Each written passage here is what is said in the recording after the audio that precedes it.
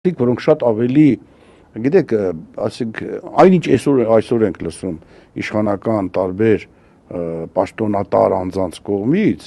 ոչ միայն հայհոյանք են, այլ անպատվություն ազգին, հայրենիքին, այդ մարդիկ ազատորեն շրջում են։ Հենց այս 2 օրերին ես կարող եմ օրինակներ բերել, բայց բավական է դրանց պատասխանում ես, ապա անմիջապես իրավապահ մարմինները հայտնվում են ձեր տանը, ոնց որ հայտնվեցին Վազգենենց եւ Նարեկենց տանը, ու բերման են ենթարկում ու հետո պարզվում է, որ քրեական գործ կան էլ բերման ենթարկելու ձևը նույնիսկ անընկալելի, անընդունելի է։ Այնպես որ այդ առումով ես նորից եմ կրկնում, մեր բոլոր քաղաքապետարները, ես դեռ չեմ խոսում արքիեպիսկոպոսների, եպիսկոպոսների, քահանաների, որոնց նկատմամբ այսօր մի հատ ինֆորմացիա էր գնում, նայեք համաշխարհային ինչ-որ գործընթաց է սկսվել, սատանիստական, եւ սա այդ սատանիստական գործընթացներից ամենակարևորներից մեկն է, որ ստանձնել է Նիկոլը եւ նրա իշխանությունը